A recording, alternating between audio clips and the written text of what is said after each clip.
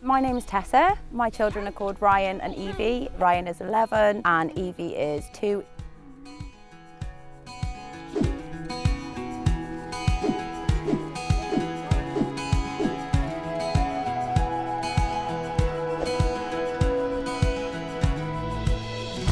I give the children lots of opportunities to play together, so it's finding things that both of them can enjoy, which can be tricky with the age gap. Outside is easier because they're into messy things and getting into swimming pools and building dens like today.